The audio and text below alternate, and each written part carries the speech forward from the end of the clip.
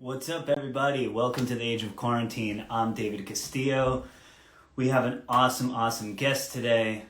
It's none other than Bryan from White Ring. I'm a huge White Ring fan. I go back with the group a long time. Actually, 10 years ago, White Ring played one of the first shows ever at Saint Vitus alongside Liturgy that I booked, and I've been friends with Bryan for a long time, and I just absolutely love the music that Bryan makes, and has a really interesting story. So really just truly excited to talk to Bryan, and lucky enough to say that he's a friend, an inspiration, and just an overall chill and amazing human being. I hope that you guys are doing well out there.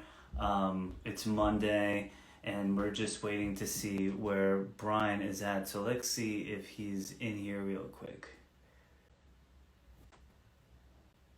All right, Bryan West.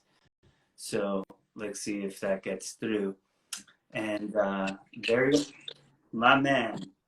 Yo, what's up, man? How are you, my brother? Good to see you. I'm well, dude. Yeah, how are you?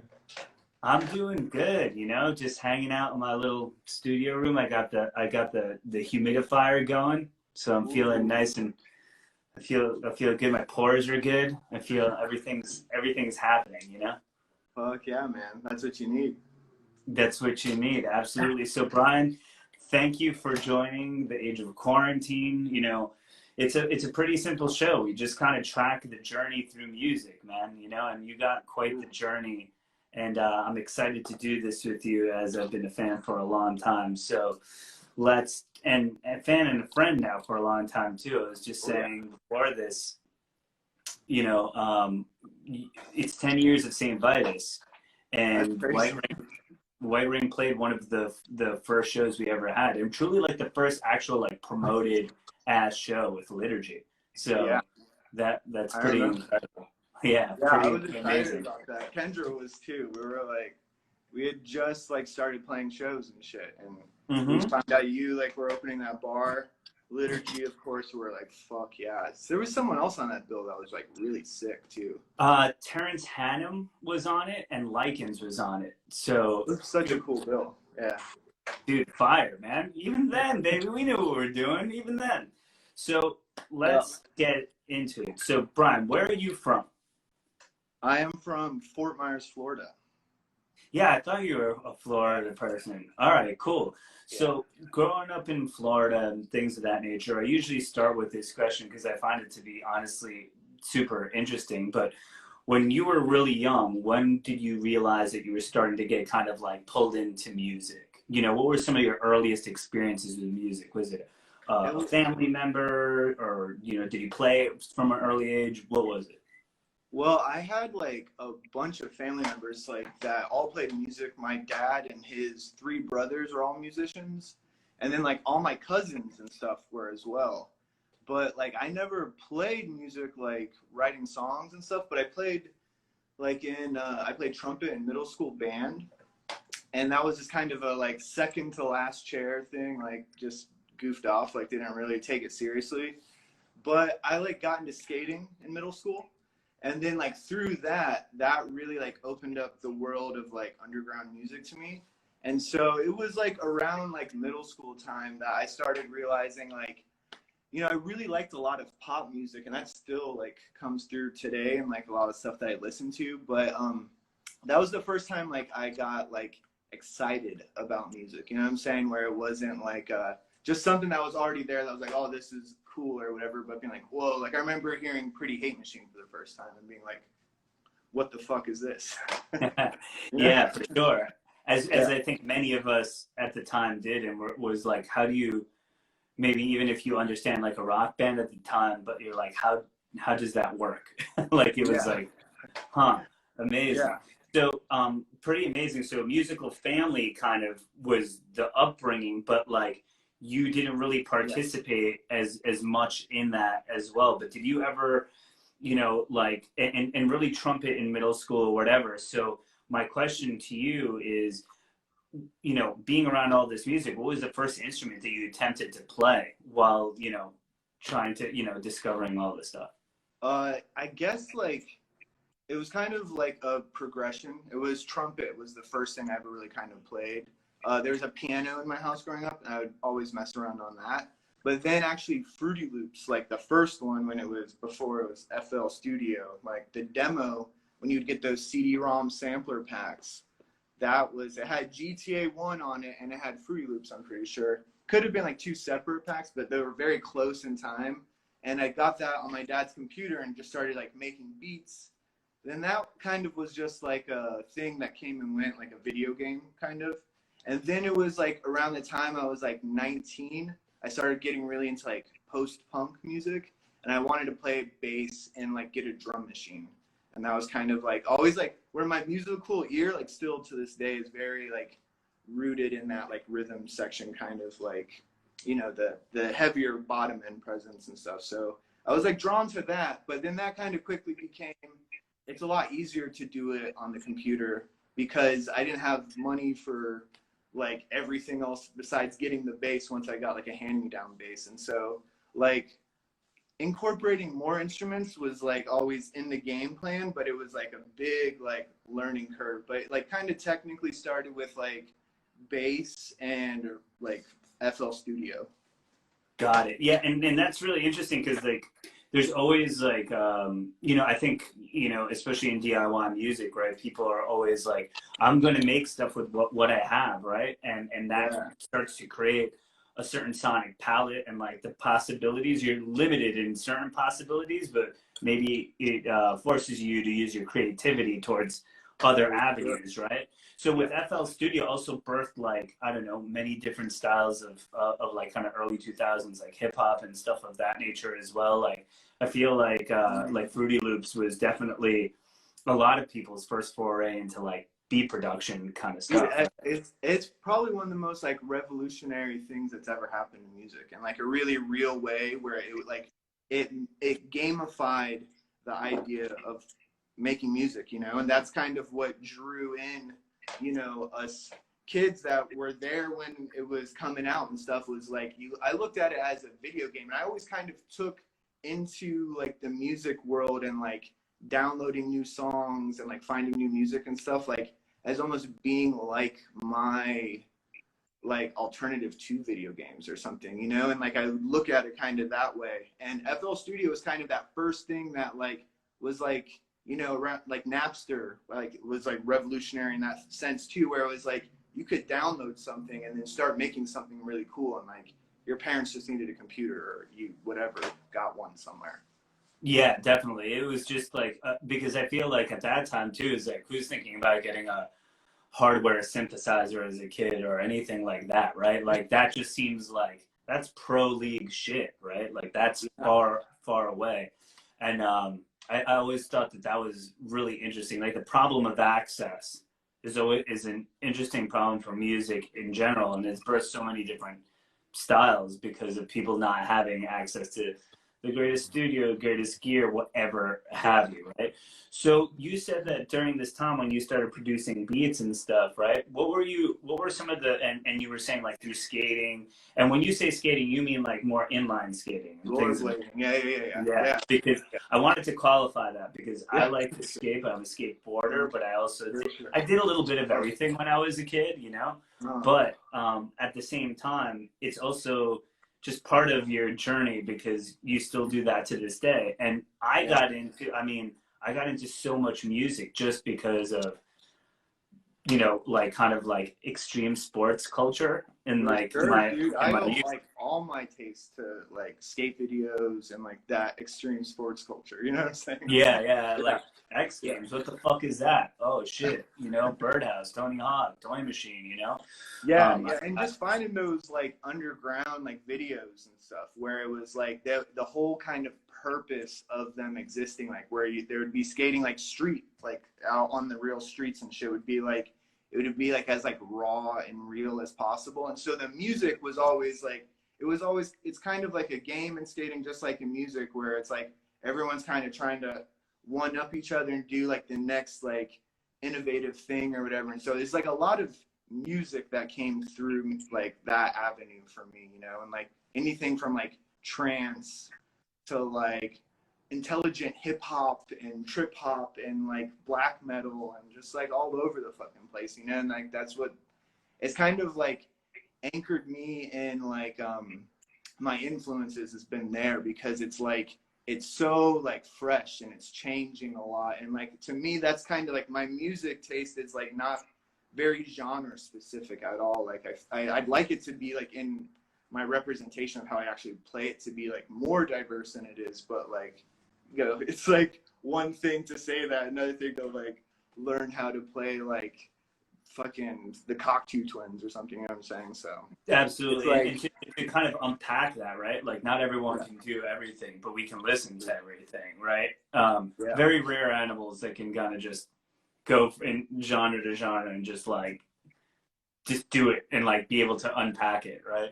Yeah. So as you're like, you know, kind of figuring this stuff out, you're skating and you're like starting to really get into music culture, the Fruity Loops thing. You said something interesting before that I wanted to go back to, which is you said that it was kind of gamifying the process of making music, and video games were a very important part of my youth. I mean, I still got a PS4 and I was just playing NBA 2K, you know, like I love playing video games too. Was that something that also kind of like seeped in music to you? Because I remember the first time I ever heard Soundgarden was like Road Rash 2, and it like Yeah.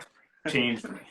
Yeah, dude. I mean, only peripherally because I like knew right off the bat with video games. Like, I had a Sega Genesis. That was like the last thing I had, and then PlayStation came out, and I saw like how fucking fun those video games were, and like I would just lose myself playing them. And I made this rule when I was young, and it was so I would be like, I don't want to be like not outside skating. I was like, so no getting a video game system, like only get skates for Christmas or whatever, you know. But like still though, like to this day, like one of my favorite pastimes is like going and hanging out with my friend Eric who lives in Brooklyn, and we'll just play Grand Theft Auto for like 5 hours straight, you know. So it's like I binge on it, and so I get a lot of like peripheral like experiences playing video games. So like, you know, definitely like I remember like the Tony Hawk soundtrack being like kind of like a thing that got me into a few bands. I think like AFI or something was like how I found out. But that would make a lot of sense, honestly. And I love that, you know, growing up. I mean, I feel like a lot of people forget how random it is what you listen to, how you get into playing, and this sort of part of growing up, you're just kind of like feeling around. And especially, you know, I'm 38 years old now too, so the internet really didn't exist the way that it does now at all. So I was just kind of like shooting in the dark, trying to like figure out what I like and what's cool and what, you know, draws there's kind of a in. Wild West vibe to it too, you know, where like you didn't even know about like a genre's existence until like you stumbled across an artist and you're like, wait, there's like a thing called like whatever, you know, and you're like, holy shit. And then like it's like, you know, that's also like what age you are too, I guess, you know, like you're not aware of all these like subcultures yet or whatever. But like I definitely remember that time being like just like always downloading music, just always having something downloading, burning CDs, putting them onto iPods later and shit like that. What were some of the earlier shows that you started going to around that time? Because I always felt like I went to the most random shit. Like it'd be like, oh, I went and I saw Blank 77 over here, and then I went and I saw like Vision of Disorder over there, and like I was just like anything that I thought was like kind of heavy and cool and like punk hardcore feeling. I mean, I was just going, and I was just like, all right, what's up? But I lived in New York, right by the city, where a lot of people would come, you know. So what was it like in Florida for you? Dude, so Florida, growing up here, it was very like there's kind of a Florida like Long Island connection, I feel like, musically speaking, in the kind of the, at least at that time frame in the early 2000s, there was a lot of like screamo and hardcore bands that were always touring. I feel like there's always people from New York that were coming down, and they'd always play these like really small shows.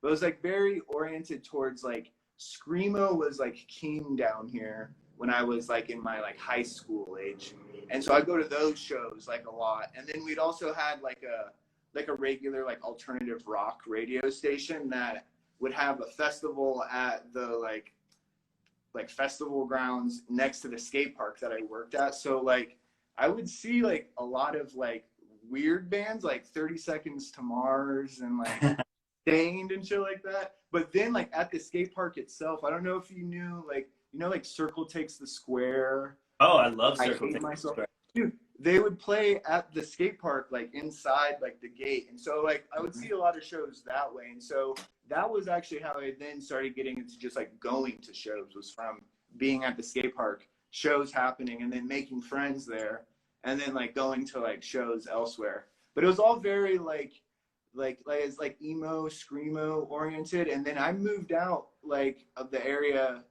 when I was like 20, and so I moved to New Orleans from there. And so that was kind of when I started going to more like shows that were like tailored to kind of what I was looking for, you know. Got it. Yeah. And so you said at that time you were also kind of, I guess this is like the New Orleans post-punk years and stuff, So tell me a little bit about just moving to New Orleans, and like why did you move, and then also kind of like this new emerging musical taste that you were starting to cultivate. Because when I think, the reason too it's cool to unpack all this stuff too is when I think of White Ring, there's a dynamism in like how you put things together to kind of create the aesthetic and the sound. And I think a lot of it is just going through the experience of who you are, and because that's very genuinely represented, I feel like, in White Ring, because it's hard to pin down exactly necessary from a genre tag what it is. So this is good. New Orleans post-punk years. Tell me about it. I've never called them that, but I guess that's a pretty good way to look at them.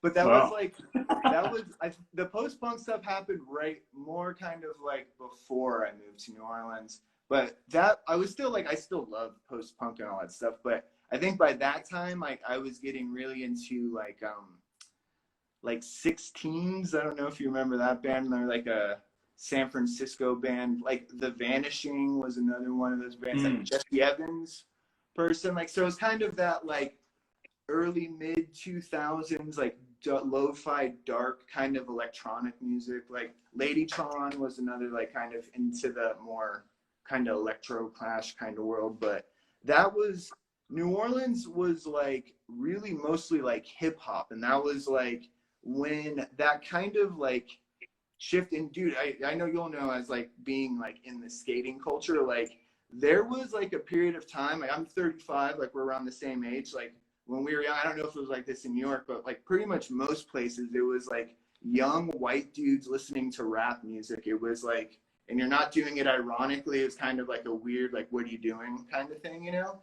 And then in New Orleans, it was definitely like, that's just like rap music. Like that was when the Carter 3 came out, was when I moved to New Orleans. Landmark, Little record. Landmark. Yeah, like, yeah. So it's just like, it was just like everywhere there. And I worked at a nightclub that was like the biggest like hip hop DJ rap night, where they'd have like bottle service and stuff like that. It was a hookah bar, and I would like do the hookahs and shit like that.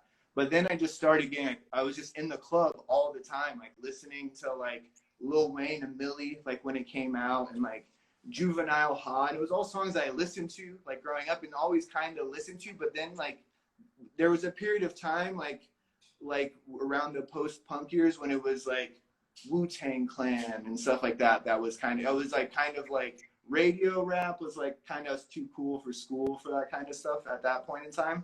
And then that was when I finally... And it was also very East Coast, very East Coast influenced. It was very East Coast influenced.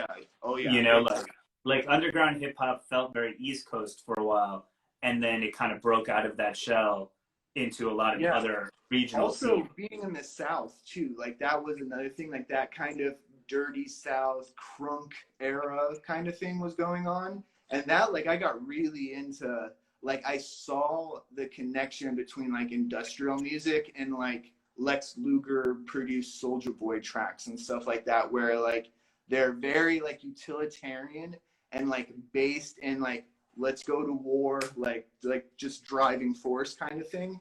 And like I really started just kind of just, you know, a thing I would do, like just skating, I would just have a song in my head a lot, and like a lot of times it would just things will mash together and it'll become like different songs, and like I'll come up with ideas that way. And so like that kind of stuff was happening in my head like more and more. I'd moved to New Orleans and I had like didn't have any skating friends, so I was like in the house more, and I had friends that had like a home studio and liked to smoke weed, and so we just started jamming out, and that's when I like really started getting into like synths, and then like I would like to like I just kind of now getting into guitar and stuff, but like even then it was like that was always like on the to-do list, you know, but like figuring out how to fucking play a guitar and not like write something that sounds like ass, you know, is like a challenge, you know, and especially if you do it like later on too, like kind of how I was doing it, where it's like I know now I'm kind of jumping all over the place, but that's kind of its own little tricky challenge. No, but I love this because this is again the sort of the experiences we're going through. We're connecting the dots, right? So like just listening to this stuff, you're like, all right, cool, you know, post-punk, and then you're working, you know, skating, bringing you into a lot of this alternative culture and stuff, but then making these connections into, and this is, I think, really important for people who are artists or musicians or whatever. It's not all like so linear, you know.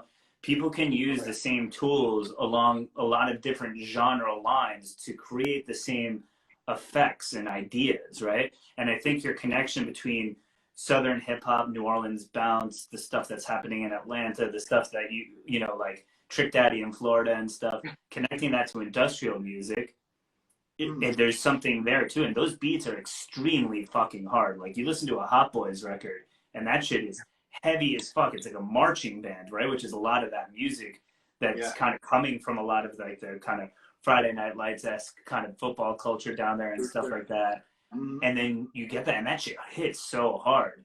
So you're taking all of this influence working at the club, and it reminds me of myself, honestly, a lot, because I worked fucking bar backing at clubs and doing all sorts of wild shit to make ends meet in New York, you know, when I was younger and stuff. And like, if you're in an environment and they're playing stuff all the time, you work at a store and they're the same fucking song on the goddamn radio. Well, like, things happen to you just through osmosis, right?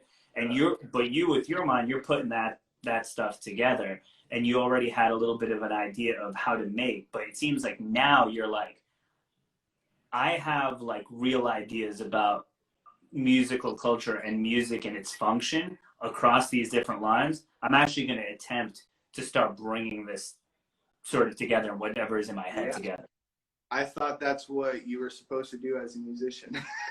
Yeah, you know, but exactly. But at the same time, it's like you weren't really playing that much. It wasn't like, hey, you know, I've been playing since I was 8 years old playing guitar, and now I'm trying to do this. You're like, I messed around in Fruity Loops for a while, but now I'm really going to get into it and get more sense and try and really bring this thing forward. That was one big advantage growing up as a rollerblader and being that like little brother, like bastardized sport, was like getting really good at like dealing with like people like ridiculing you, or like the idea of people ridiculing you is kind of more appropriate. And like, that's kind of one thing that has been like maybe a blessing and a curse, is like not being afraid to like look foolish, like doing something. And like at that time in New Orleans, I actually started DJing while I lived there, and was like DJing like the biggest like indie dance night kind of thing at the time. And like this was like when Kendra and I had first started making tracks, and I remember we wrote Suffocation, and like it was one of our first songs. I played it and it cleared out the floor. Like it was like people were like had their shirts off. It was like 4 a.m, like going all night. Like everyone was having so much fun, and I played it. Everyone left. And I was like, all right, I guess that's cool. But like I just then kept doing that. I just kept doing that. And no one ever liked it in New Orleans, actually, until later on. But like, that was what prompted that move to New York, was we were getting like show offers and stuff. And Kendra was up there and I was in New Orleans. And I was like, all right, well, I guess I'll move over there. But, you know, like being older now and seeing like the clientele and all that shit for like a night where you're like playing like I don't even fucking remember what we would play. They're like yeahs and stuff like that, like a White Ring song, especially when you haven't like trained, like that hasn't been introduced to you yet. It's a little too like kind of out of left field, like for the rest of the vibe of the night. So like I understand. I'd say so. Yeah, but like that's cool though. Because that's honestly, but in a way though, because it predates what's going to happen in a lot of ways, right? Like people aren't ready for certain sounds right away at that point. Like even like, let's say take something like the Yeah Yeah Yeahs and TV on the Radio, the Rapture, a lot of the stuff that was actually coming out of New York at that time, right? Which was sort of harkening back to like, you know, Factory Records and you know, Gang of Four and Creation and stuff, which I really like. And I saw all those bands as they were like happening and like growing. Like it was kind of insane. But they channeled something at the beginning that wasn't what was like going on either. You know, Sure. So at that time though, then they were getting remixed by big DJs and all this other stuff, and like the rock sort of dance music became just the dance music in a way. And that was very interesting. But I think what you were sort of gestating or working on, this sort of mix between, you know, industrial and hip hop and post punk and like these different textures and stuff, it was sort of what I think would come to influence the next wave of like pop music and other things like that. But it was like, you were just a little too early for everyone, Bryan. That was kind of I took that as a good sign even back then, you know, like I was like, this is good. Like I understood what that meant, because like, you know, you have to ultimately like trust yourself and your own judgment, like over everything, and like be like, I know that like this isn't something to be like embarrassed over. Like it might be like, oh well, it's not my song or whatever. But like to have like a reaction like that, like to me, I've always kind of looked at that negative attention as a good thing, as a sign of like you're kind of doing things right. Like if you're doing it in the right context, you know what I'm saying? And like I saw that as being like, that's the crowd of people that I like. Even though it was like DJing for them, like I knew what that crowd was, and that wasn't specifically the type of stuff I was wanting to do. So like it made sense, like even then kind of, and like that was kind of even what sparked me to want to take it more seriously, because like we were getting offers for shows in New York and stuff like that, and so I was like, I think I get what's going on here, you know? Totally. Tell me about meeting Kendra and just starting, you know, the group of White Ring, because you know, we met when you were in New York, and I was already like, you know, as a promoter, but as, you know, just a lover of music, like feeling that. But I was like, you know, I met you like, oh, these kids from New Orleans and stuff, they're mad cool, and I like what they're doing, you know. But tell me about just starting it, because I met you guys like midstream. Yeah. Well, so Kendra was from Seattle. She moved to Boston at some point, and then to New York. And she was there probably since like 2003 or 4, probably, I would say. And she was in a band called Dreamburger with Lauren Dillard from Creep, and then April Chalpara from, she was in some like the weird records. Like she would do like Home Sweet Homes, like for the weird records nights. I'm sorry for the band. No, they've gone off to do other things and stuff. But they had a band like all together, and they had like a MySpace page, and Kendra had like a solo project I found out about through Dreamburger, and it was just on MySpace, and I messaged her about doing a remix, and then she was like, let's just do a song. And then like we just chatted it up on like MySpace for like 6 months, something like that. And then I went up to New York to visit, and I was like, this is cool, like I might just move here. And then like moved up there a few months after that.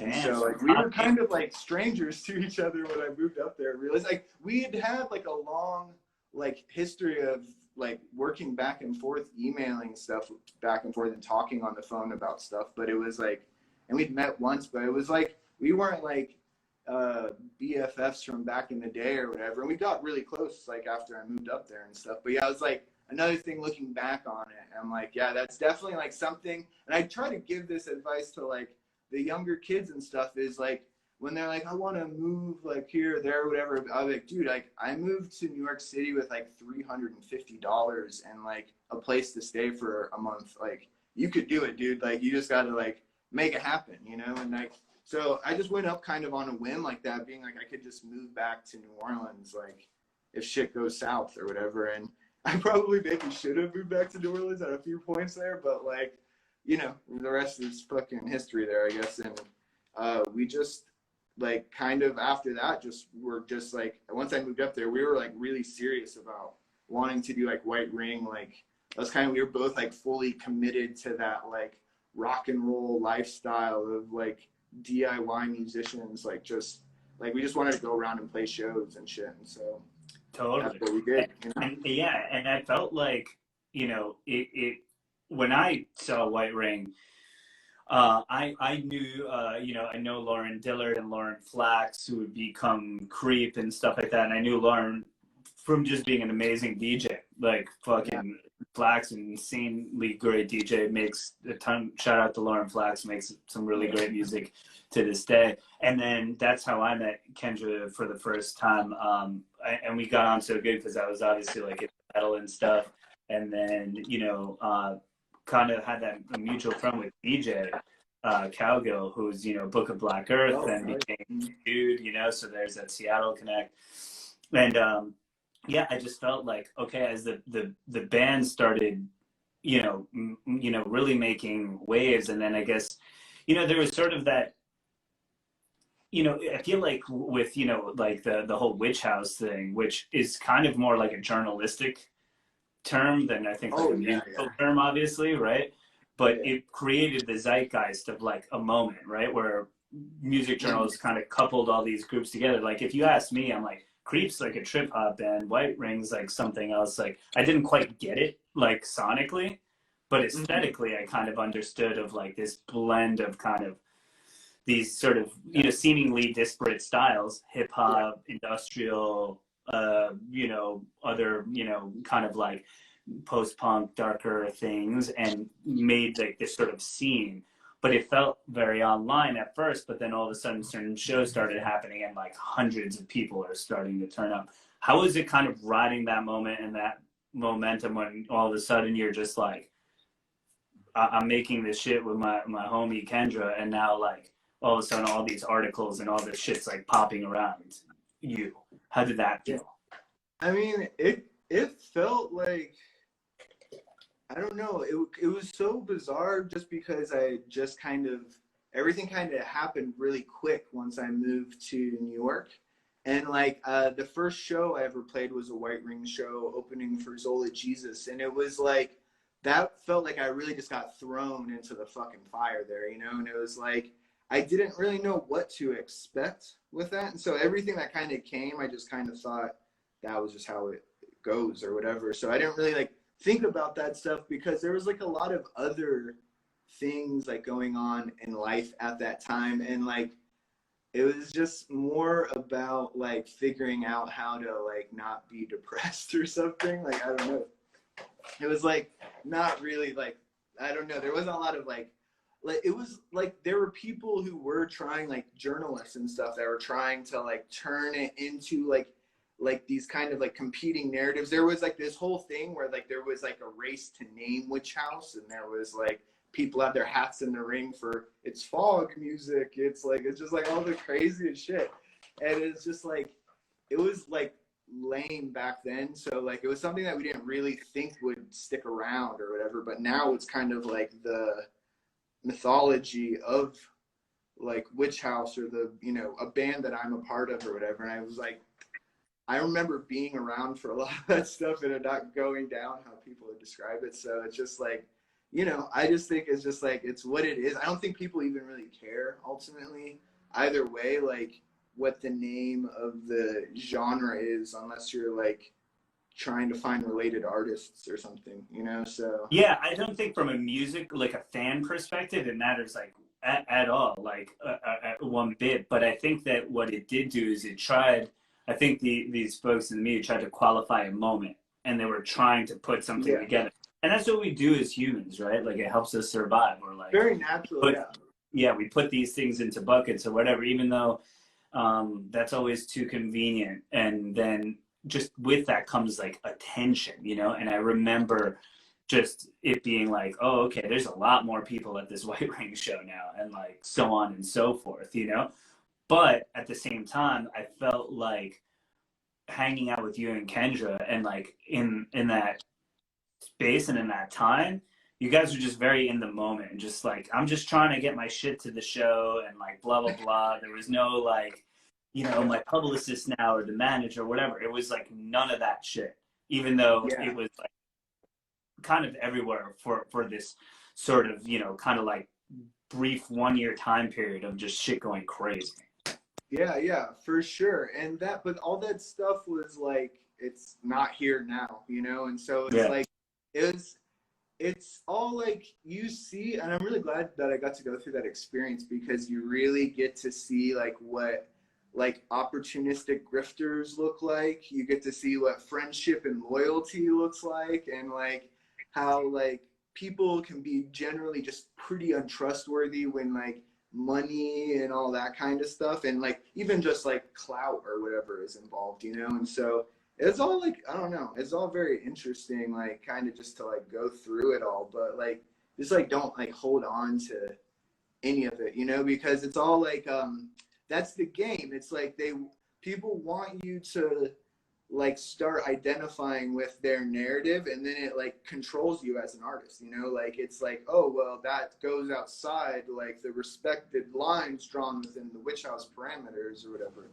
And it's like, that's like that old shit with like Henry Ford, where he was like, if I would have done what people wanted me to, I would have just made a faster horse. Like it's like kind of that thing I feel like happens when you start like reading the articles and like taking it seriously and stuff, because then like you'll kind of become like a laughing stock meme joke over time, or you know, just whatever, dude. And it's like you have to really like guard yourself with who you talk to and why you talk to them and stuff about that kind of stuff, because when there's that moment happening, people really want to kind of make a name for themselves by just kind of saying or doing whatever the fuck it is that's going to help them the most, you know? So Totally. And it becomes that sort of aspect too, because you're also you don't want to flip it, right? You're defining something as opposed to letting it define you. yeah, Like yeah, you're the one making this music and creating this stuff with Kendra, and like amongst an other group of people that are being identified as this particular thing. Some of them friends and contemporaries, right? Dillard, Creep, like homies, right? Some maybe not or whatever, but at the same time, it's like I'm making this, and I don't need you to tell me about it so much, you know, and qualify yeah, what I'm doing, right? So I think that that's really interesting. But what I have to also say is like I've seen White Ring almost 10 years apart. I've seen White Ring in every iteration, and I have to say that the thing that drew me to the group too is that the performances were visceral. They were visceral, and they were heavy, and they were harsh, and they were fucked up. And you brought this huge ass light. I still remember the big ass light. It had like 5 that would come down and up like this.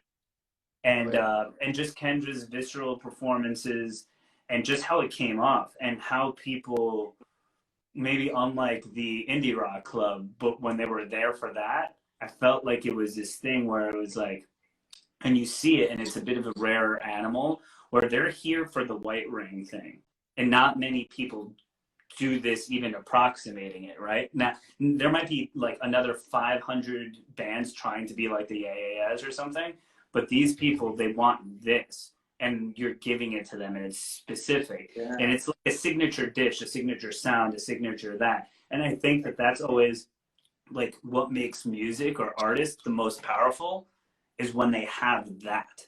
I agree. That's hard. I totally agree. That's Yeah. hard. Yeah. And I was like, these motherfuckers got that, you know? Cool, and that was what intrigued me. I was like, and especially in New York, like I didn't, you know, there were very few people like in that sort of vein or parameter, you know? And I love that you guys would play with so many different kinds of groups too. And still, Yeah. it would be like that. You'd be like, okay, they're playing with, you know, this metal band, and like here comes White Ring, you know, and or they're playing with this like kind of hip hop group, and here comes White Ring, you know. But you guys are just kind of carving through all that time. Do you feel like you kind of always were just on that own sort of singular path during that sort of time? Because I feel like in a way now it's sort of easier for a White Ring to play with a lot of other acts that are kind of a little more like-minded, but then it was really kind of out there. Yeah, it's definitely like to that playing shows with bands that were kind of all over the place. We really like chose to do that, but also like regardless of that, like we didn't really have that much of like a choice because there was only like a handful of bands that would even kind of remotely sound like us at the time. But like there's enough of like a commonality where with certain bands, and like we weren't able to do this as much back in the day, but we're starting to be able to do it more now, which I'm getting like okay with, where like we can really tailor our set to like specifically more like who we're playing with, you know? And like that really helped like kind of understanding like that concept from the DJing world and shit like that, you know? I mean, like kind of understanding like what your crowd was, but also like playing your own song. So it's like, it's that kind of, it doesn't feel as bad, you know, when you're like, okay, I'll play my slower, prettier ones tonight because I'm playing with someone more like that or whatever. But Sure. I don't, that stuff is all like really fallen away like so much now, you know, like back when we first started doing like White Ring and there was Witch House was first starting, like the whole concept of like hipsterdom and like rap music in a serious context, like coming together was like kind of like a new thing. And now that's just like, that just is what culture is now, you know? So it's like, it's very much like, it's, I feel like Witch House, like if I like was the grand architect of this whole thing, which I'm not, like I feel like its greatest purpose would be to like be the witches like in the corner of like society that are like the ones who are kind of low key putting those influences in that stream that then get picked up through the generations and then like start kind of, you can kind of guide more popular music in that way, you know? And like now it's like I listen to like a Travis Scott song or something, and for like a brief second I was like, is this a White Ring song? And then I'm like, oh no, this is like a Travis Scott song or whatever, you know? It's like there's enough of like a similar like textural palette there now where it's like it is starting to all blend together. And I think all of this stems from like FL Studio being on people's computers and like what spawned from the bedroom producer as a result of that, because that really is the type of music it's most geared toward, which is that like VST synthesizer, drawn out, precise rhythmic pattern kind of stuff. And that's like the instrumentation that was like introduced, and now we're seeing people who have like not just like got introduced to it when they were young, but like their whole life it's been around, and now they're like the idea of being a bedroom producer isn't even like a concept to them. They just know that's just what music is. You can just do it in your room, you know? Yeah, absolutely. And that, like you said, kind of going back to the beginning of your sort of journey here, like that was a very revolutionary sort of concept as far as what you can do. It democratized the tools of being able to make music in a way that was kind of really unprecedented before. And like what you said, I like what you were saying about kind of, you know, throwing those things into the stream, because that's sort of what I was, you know, kind of referring to before. Like you could listen to a Rihanna song and be like, ooh, or like a Beyonce song and be like, whoa. And like it has some of those deep, darker textures underneath and other things like that, where you're like, for a hot minute, you're like, yes, this is impacted by these sort of like this sort of moment, this sort of Witch House moment, but like these different groups and bands who are trying to put these sorts of disparate ideas or disparate seeming ideas together and started creating these palettes, you know? And like you could also throw Burial in there, you could throw Andy Stott in there, you could throw like other people in there. But for some reason, when it comes to the Witch House thing, I feel like sometimes it's sort of trivialized in this way that to me is just really stupid, because it just take it by group, you know?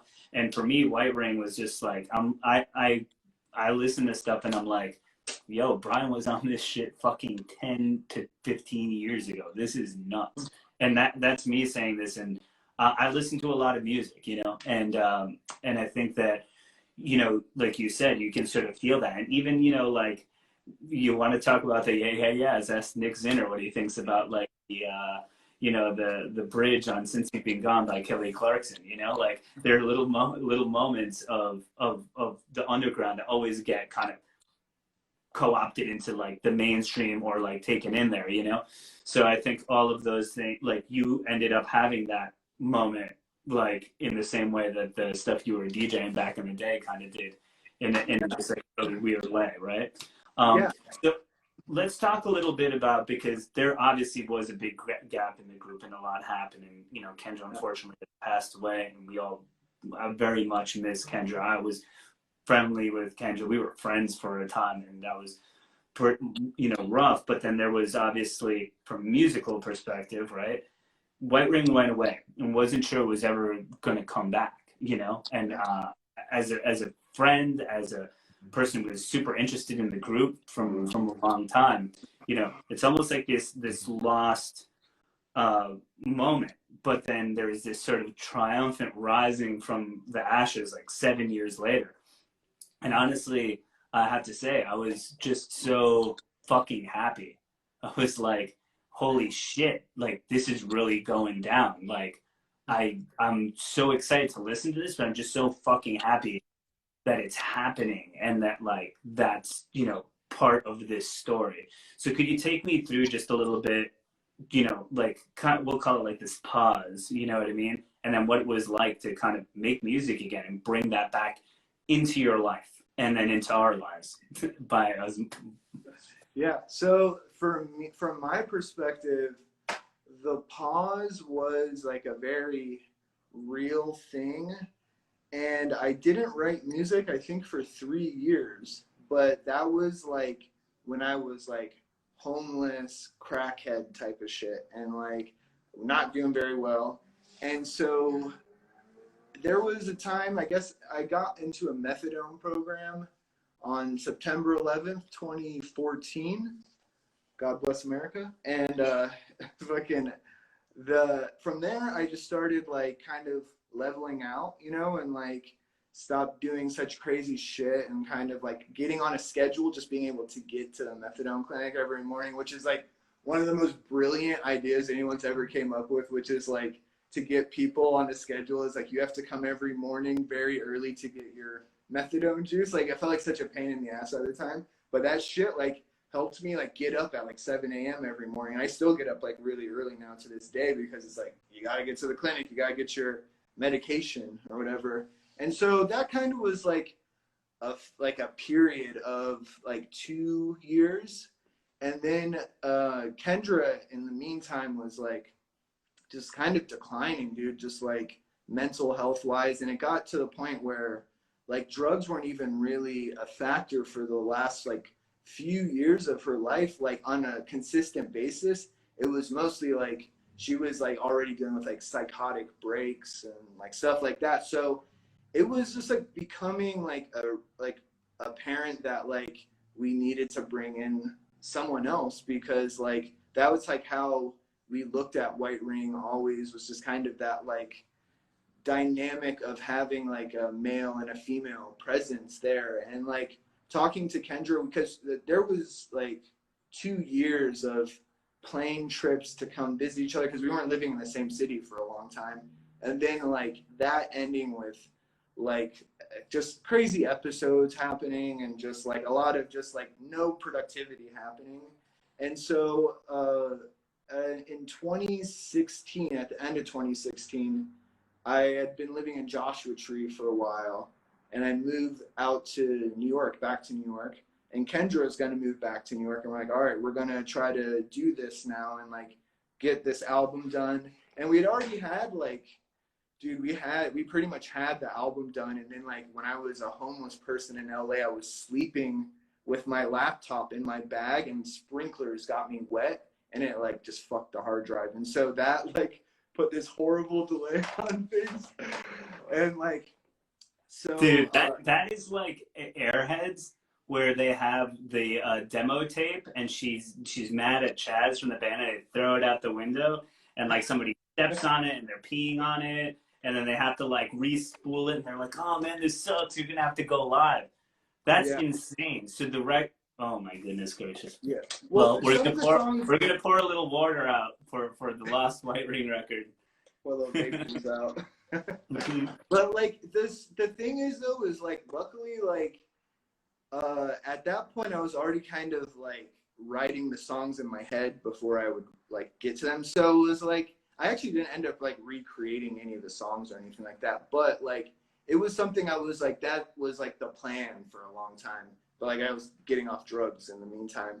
But then I met Adina like right after I moved to New York in 2016, and we started working on music together like right away when we met. And there was a very brief window. I met Adina when I got into town before Kendra got into New York. And Kendra got into New York and we were all staying at the same place. And like within like one of my rules for coming back was I was like no drugs in the house. Like if I see any drugs, like I'm gone, like I'm freaking out, I'm done. And like 2 days into it, like drugs were around. And so like Adina and I pieced out from there, and some other stuff like just like drug addict stuff happening.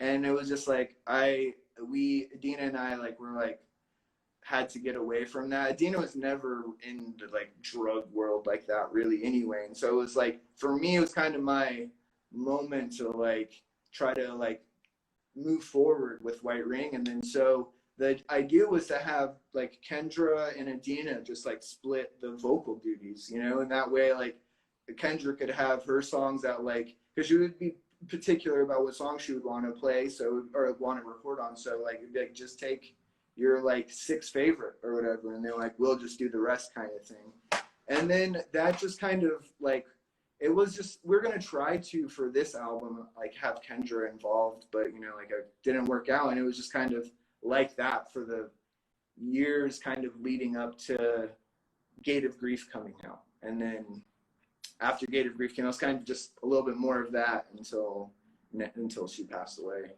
Got it. Yeah, I mean, and kind of amazing though that as all of this is changing, you know, you always kept in contact and didn't lose that connection that brought you together, you know, as human beings and stuff, because it is difficult dealing with different people's mental health, where they're at, what you need to preserve the progress that you've made, you know, with yourself as well. And to try and balance those things shows, I think, a lot of heart on your behalf as well to kind of like keep this going. And obviously Kendra, you know, is forever a humongous part of White Ring and what it is and what it represents and stuff. But that to me was like, I was like, holy crap, they're back and Kendra's on like some of these songs. And I kind of didn't know from a fan perspective, right?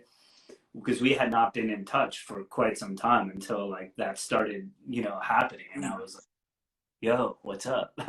um, I was blown away by that. And it's a gift that we got that record and we have those performances, and like it came back strong, man. I was just like, I love this, and I'm so happy that this is happening, you know.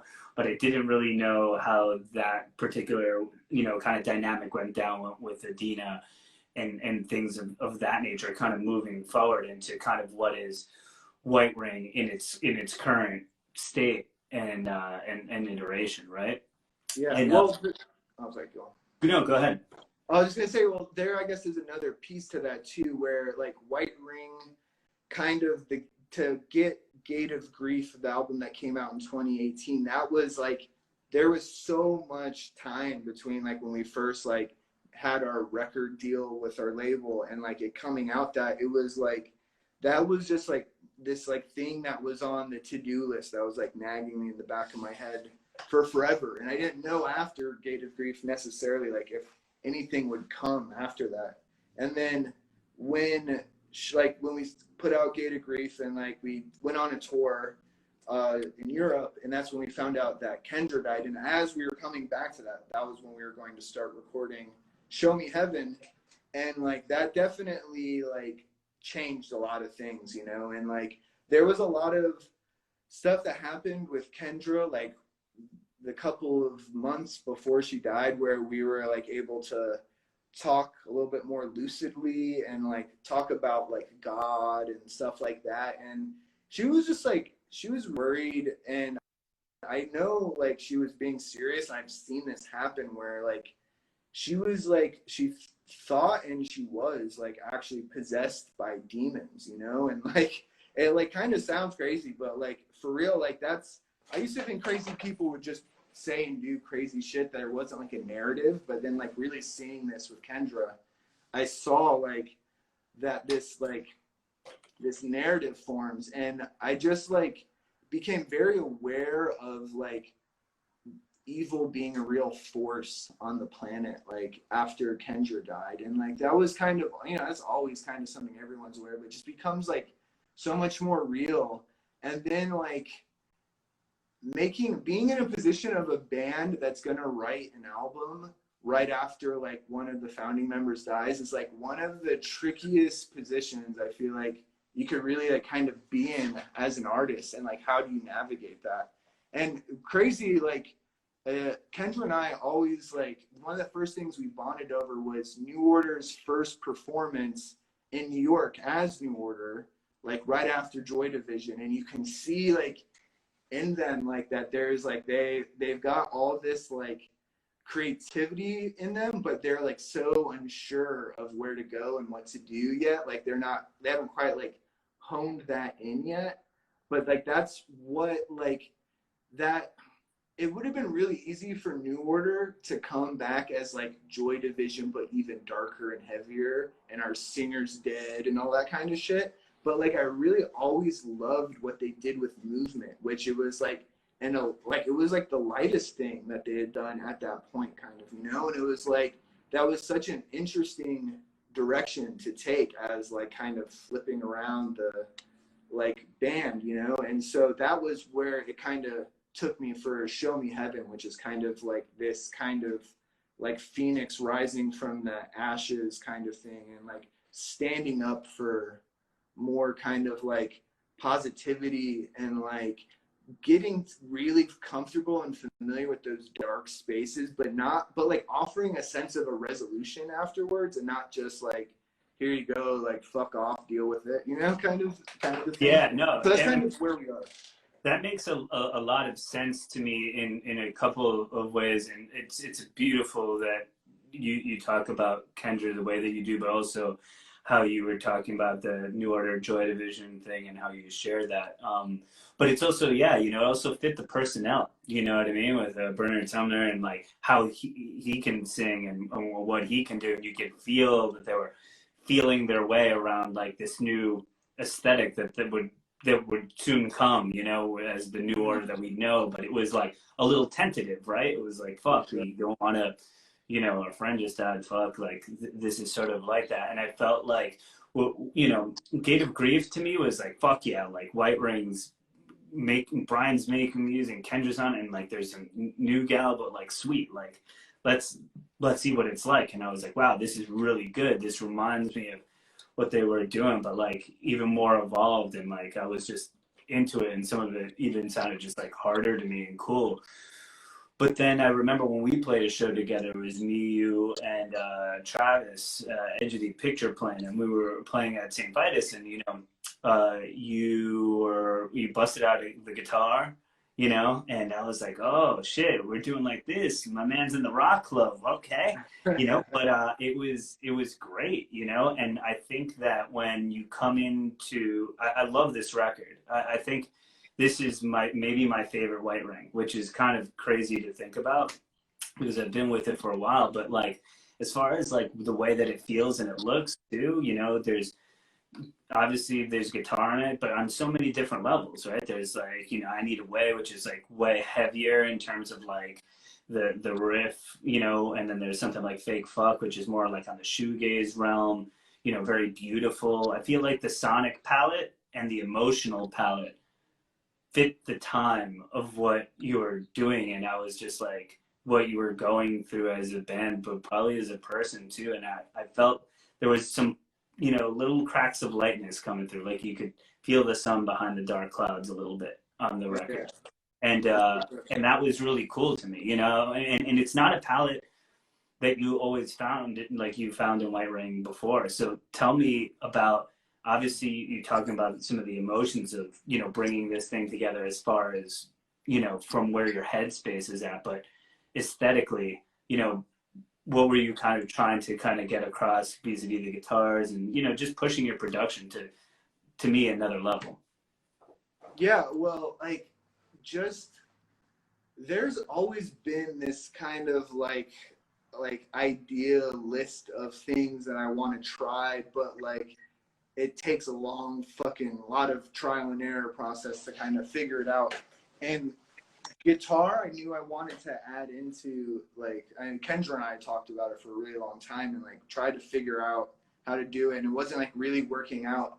And I realized like I needed to like write an entire like EP's worth of like garage rock songs just to kind of get all those like riffs of like learning how to play and like kind of like just making up little songs. Like, 'cause I didn't want like the first like song that I ever wrote on a guitar be like a White Ring song, like I Need a Way or something. I wanted to have like a little bit more like just experience with it, you know, like just like with anything else, like get familiar with the instrument a little bit more, see what you can do with it. And so I kind of went through that process and recorded just like some things just to kind of get some reference.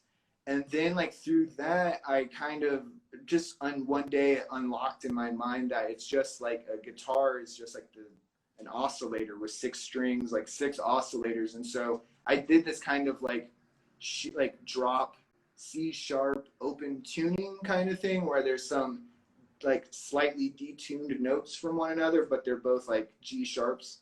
And like looking at it as just like a synthesizer, and then be like, okay, now this is starting to make more sense to me. And then it also allowed me to like kind of create more of like a like I just wanted to have like a tone of the record which would be like that open tuning tone, you know. And so that then helped me kind of like expand a little bit more into just like, now that you have this guitar element, like how do you kind of like offer a counterbalance to that that's not just like rehashing some of the stuff that you've done before, and like how do you do all of it without like hitting anyone too bluntly over the head with it, but like giving them like a, ooh, like there's that the like sprinkle in there of the new element. It's not like, whoa, like this is all of a sudden a different band, you know. And that's like, that was like really, that's the thing that's kind of the driving force with us there, is like we want to keep expanding our sound and keep like making more like seemingly disparate music from one another. But that's kind of like what drives us. That's kind of what our thing is that we want to just be the band that like is always kind of changing their sound and adding new elements. And that's where the creative aspect like really lies in. That's like, how do you tastefully blend something that sounds like an early Marilyn Manson track with like a My Bloody Valentine track? Like it's a really hard fucking problem to solve, you know, but it's like doable, you know. And it's like there's tons of ways. Yeah, definitely. And I think that it doesn't, you know, stick out from like a palette wise and like, ooh, here comes like a hard left turn when the guitar comes in or anything.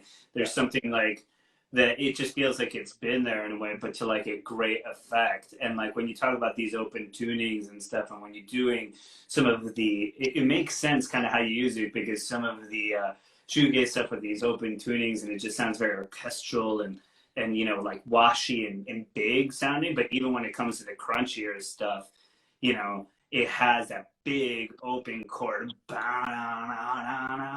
and you're like, cool. But the way that you mix it, I think, is really interesting, because there are times where it's a little more overdriven and in your face, and then at times where it's kind of pulled back a little bit more. And like no rock band, I don't think, would necessarily do it that way. But I love the way that you've done it because of the palette that you create. You know, you're not playing with a drummer and a bass player. You know, like you know, Brian and the Surf Shack boys aren't playing the garage rock songs. You know, down at tape, they ain't doing that. But at the same time, that's really cool that you're able to reach those sorts of kind of different places using like the tunings and things of that nature. When you're creating your songs and like, you know, you're trying to like sketch these sort of new palettes out and like, you know, kind of move, like you said, the sound over and stuff like that, is it really like, do you find yourself really like being at the computer more, or do you find yourself being at the guitar more nowadays? Because that's something that I think is really interesting. I play mostly like hardware synths, you know, And I don't really love looking at the computer that much when I'm making music, but now I'm getting more comfortable with it. And sometimes I'm finding myself changing kind of my methodologies a little bit, you know? I look at the computer and I think about work. Like I'm like, I gotta get out of here. Yeah. But with you, that's different. It's always been your creative tool, mostly, right? Since you were a kid. Yeah. But now you could just be like, I'm going to pick up this guitar, and like that has nothing to do with that. So tell me about that kind of change and that push and pull. Well, there's definitely like a big part of the process that gets the good results or that I'm satisfied with is like, always kind of changing the process, like always kind of mixing it up a little bit. But I've been on this kick of just like, I like really got into like letting the songs come to you, and like that happening like in kind of your head, like in the head, like psychologically speaking, spiritually speaking, like wherever it's like coming from. Like I do kind of like believe that like David Bowie like idea of like you don't really write songs, but they kind of come into your head and you just have to like grab it, kind of a thing. And so like most of the songs that end up being White Ring songs like happen that way. But there's like, I always will sit down and like, I don't really sit down since I started playing the guitar, like with a synth so much now, as I'll just sit down with the guitar, because there's so much more to get out of it. And I don't have that translation quite yet where it's like, I can hear a song like, and like hear like identify chords and like know exactly like how they're playing and shit. So there's that when I go and sit down, that's a lot of like figuring out stuff or like coming up with something. And so I'll come up with stuff by like riffing, you know. I think that's how like I made I Need a Way. And like, so pretty much any of the guitar stuff would be written like that now, because I'm still kind of working on like that brain thing kind of connecting or whatever. But it's like a lot of it is just like kind of letting it come to you. A lot of times it's like when I'm skating or driving, and then it just is like a song. You kind of like will sing a little melody to yourself, and then like you just keep singing it. You just keep fucking singing it over and over, and then like eventually in your head it just expands into something, and you're just like, yeah, this is a song. And then because I actually don't like sitting at the computer that much, that's why I end up doing it that way. And because I lost that hard drive back in the day, like I got really like into just being like, it's in the head like that, because that freaked me out when that shit happened too, because I was like, what's gonna happen, like the album's gone, like, you know. It's like, but then I came to this conclusion, like the album is like in your head, dude. It's not on the computer. Like it doesn't matter. Yeah, you're like Biggie. I think my raps. You know what I mean? That was like his I think there was this great story that Nas would tell, and you know, they met up to like make music and stuff like that, and like he's sitting there and Nas is like, you know, writing and stuff, you know, and he's like, cool, I got a couple lines, you know, and he's like looking at Big, you know, he's like, damn, like this dude's just like not doing anything or whatever. And he's like, so he finally is like, yeah, I think I'm almost done, you know, like you know, what's up, you know? And he's like, oh, I've been done, man, it's up here. And then he just picked the whole song, and I was just like, oh my god, like, okay, we got, I didn't know that. got like cool. a different dude, you know, like this is a different animal. I find that a lot too, what you said about kind of thinking your music through. And I like to kind of like play around a little bit, and then if I find like a little something, I won't finish it for a long time, but I'll marinate on it and build it a little bit more, or like find that hook that makes me go crazy about it. And then I'll come back and be like, okay, now it's time to do the technical work. Okay, let me like feel it, you know? But it's just really interesting to me because you have these different, you have like a new route right now. And sometimes it's cool to kind of like not know what the fuck you're doing exactly, you know? And sometimes it can open you up creatively, I find, you know? Like, okay, here's this new piece of gear, and like, I don't know, like I'm just gonna fucking play it somehow, right? And it's like totally wrong, it's all fucked up. All these, you know, young kids with like, I don't know, you know, pro Ableton setups or something would like laugh at me, but like I'm getting something cool out of it, and I know that. And I trust myself to know that, right? And the aesthetic is the number one part of it. But with guitar, it's kind of like this sort of newer frontier for you. Do you feel like, yeah, you know, I can kind of play around with it a little bit more and not be so like precise and exact, and that opens up some new possibilities?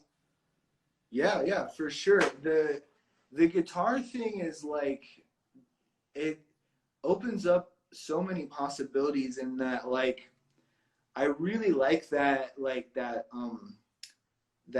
precise low end of like drum machines and that very heavy like synth presence, but like super saws in like the synth world was always like kind of my go-to for like leads and like that kind of pads and stuff. And then like once the thing kind of clicked that it's like this is a fucking super saw guitar, you know? And it's like that was when I started realizing, like, you know, you start writing things based on what a guitar can do, you know? And so like it's really fun like learning like, okay, so the lowest note is C sharp or whatever, and like figuring out like how to get around that kind of stuff. And like I've been fucking, and that whole like pedal world, guitar pedal world is like such a huge world to like open up and like try to get into, you know? But like that's all been like really fun, like getting into like octave pedals and like fuzzes and stuff like that, you know? And like it's cool because it gives that, like, I've always really liked the low end being very precise, but having like unquantized like synth parts where it's like you can tell like when the note gets hit, it's not like hitting right precisely like on that downbeat. It's got like a little bit of like a human's touch to it, you know? And so it's like the guitar is obviously like the best, like most expressive thing, even when it's like really distorted, where you can just like feel like each like rhythm, like stroke where it's like dragging through, and like the way you play it and stuff. And it's like even the like very imprecise nature of the strokes, like I really love that. And so it's like getting into that and like further getting to the idea of like fucking around with detuning is really fun with the guitar as well, you know? So Sure, it's yeah. cool, just expanding on ideas. Yeah, different approach of like taking it from the synth world and stuff. I remember being at Saint Vitus and you telling me about that, you know, and I was just like, shit, man, I wouldn't have thought of that. I don't play guitar, but just the approach is really Yeah. cool, you know, of you bringing that sort of in. So, you know, I got to say, we're lucky because we just got another new record out of you, and somebody also mentioned the mixtape that came out between the two. So we have Gate of Grief, the chain like mixtape that you made, which is super cool. Some heavy fucking shit on that as well, like some really heavier riffs. So I didn't really know that Show Me Heaven was gonna have like some more of the shoegazing kind of stuff or whatever. You're keeping us guessing, but what I wanted to sort of like end up with is sort of being like, what are we going to expect from White Ring, you know, coming up? What are any new things being worked on or anything like that? Trying to figure things out. Obviously, as we all are with this sort of tentative hope that the world reopens a little bit more, right? Yeah. What's on your plate, Brian? Well, for White Ring, like after Show Me Heaven, I kind of thought like I I think I've stopped thinking this, but it was kind of the same thing as after Gate of Grief, where it's like I just feel like when you write music and make an album, it's kind of like watering a tree and like having like a little plant, and you see what fruit it brings, and then it goes away for a season, and then you might have killed it the last time, but like it might come back next year and give you something nice, you know? And so like, you know, I always kind of looked at music, like my music that way. And just, I think that allows you to not give yourself any expectations. And luckily, like we have like quite a few songs written now, and like we're kind of piecing together what, like we have the core idea now, and it's like kind of like figuring out exactly how to execute it sonically and then also like physically, because we kind of like, I'm just kind of like over the like corporate like huge like internet websites. Like I'm not like really infatuated so much with the internet, or at least the iteration that we know it from like the past 10-15 years or whatever. And it's like I'm like really even into the idea of like just doing smaller things, like smaller releases that are like that have other aspects to it. I'd like to add some like element of like doing like skate video and like soundtrack work, like not even necessarily my own like skating, but like talking to like a few different people about that. And like I just really kind of want to like, I don't know if I want to do an album like right now, but like I kind of starting to have this feeling that it's like turning into one. And like I kind of want to stop it though, actually. Like I kind of want to be like, no, don't do that. Like do some other things that you've been trying to do for like a few years. Work on the White Ring stuff as well, but do like some more like limited, smaller things, and then just like kind of like try out like being a band that only does like DIY limited small physical releases or something like that. Like I want to start selling like DVDs or something, you know, like I kind of want to start looking like more into that kind of stuff, you know? And so it's like I want to figure out what suits it all the best, you know? And so it's just kind of like anything else, to just like take the ride, dude, and see where it goes. But like I'm liking it, dude, and I really like have been pleasantly like thrilled with the results that we're getting from like our new material, and like having the kind of renewed way of looking at things, honestly, from writing this album of Show Me Heaven. It's like it doesn't feel like an ending chapter. It feels like the end of like the beginning of something now, you know. And now I kind of feel like I have the tools, I have the drive, and I have the vision for like where I want to go and what I want to do. And so now it's just like a matter of not getting overwhelmed with the possibilities and like staying focused and precise with what it is that I'm trying to do. So we'll see where it goes. But yeah, I mean, that's a great answer if you're a fan, right? Because we just got some great new music, and we're obviously really happy that White Ring is existing and not only thriving in 2021, which is super dope. And it was super dope to have you on this chat. I think we get a great picture of where we were and like where we're going and where we're at. And, it was really just a great, and you know, it's guys, something you might know, like, yeah, we've known each other for a long time, but you don't really get to interview your friends all the time. So I learned a lot from Bryan today. A real pleasure. Thanks for coming on the Age of Quarantine. yeah, Bryan, man, thanks for having me. I really appreciate it, dude. Absolutely, and we'll talk soon, man. We'll be up there. I'll Cool. talk to you. All right. Peace. Bye.